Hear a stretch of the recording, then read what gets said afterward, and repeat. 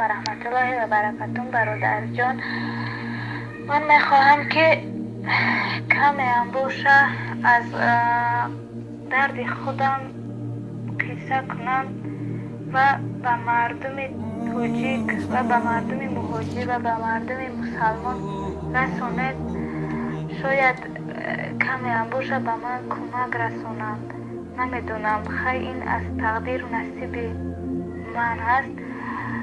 من یک دختر اینوالید هستم از شهر دوشنبه. من میخواهم که طریق همین برنامه شما کمی هم باشه درد دلم رو گویم و همین صدای من رو به مردم مهاجر رسونین و اگر چنین توانایی چنین ضرورتشون به من کمک رسونن. من یک دختر اینوالید هستم، 23 ساله هستم از شهر دوشنبه. من به یاردم من میخوام که به من کمک رسونن. من در عائله ما 3 نفر معیوب هستند. یکم مادرم، دویم دادرم و سوم خودم اینوالید هستم. خیلی زندگی ما مشکل است، خیلی تنقیصی میکشم. من طول چند قشود طبابت گرفتگی نیستم از سببی که زورم نمیرسد، از سببی که مبلغم کم است طبابت کرده نمیتوانم. به همین خاطر خواستم به طریق برنامه شما به مردم مهاجر و به مردمی که بر همین قدر مردم کمک میرسونم خواستم به طریق برنامه شما همین چیزا رو رسونم. و من نمیتوانم که مقصد برادر میگویند که ویدیو، من نمیتوانم ویدیو خودم رو روان کنم. با جای ویدیو صورت خودم رو روان میکنم که به اون خاطری که مردم باور کنند.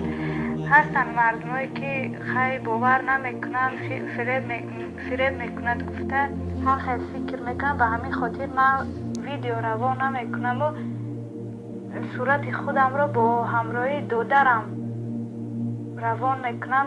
همین چیز رو به طریق برنامه تون به مردم رسانه. رقم های تلفنم و رقم های کارتم رو روان میکنم. به همین طریق برنامه تون رسانه به مردم توجیک و از شما خواهش میکنم که به من کمک رسانه. من نمیتوانم که طبابت خودم رو پوره رسانم، پوره طبابت کنم. طول چند قشود من نمیتوانم که طبابت کنم و به اون خاطر که زورم نمیرسد، به اون خاطر که در خانه ما 3 معیوب است. به همین خاطر نمیتونم. خواهش میکنم برنامه جان، برادر جان، خواهش میکنم به من کمک کنه. برادران اهل اسلام، برادران مهاجر کمی من از شما زیاد نمیخوام. تو چنین ضرورتتون به من کمک رسانه که من کمی هم باشه طبابتم را کنم که کمی دوام دیم که کمی برهگردی هم مشکلی نباشد. تا من خوب راه گشته نمیتونم از سببی که طبابت کردن نمیتونم، از سببی که مبلغ به من نمیرسد. به همین سبب خواهش میکنم برادر جان به من کمک کنید. تشکر زیاد به این برنامه که شما برای ما معیوبان، برای ما مهاجران تشکیل کردین و مهاجران مسلمان و مهاجرانی که کمی از زورشون میرسد به ما کمک میکنن.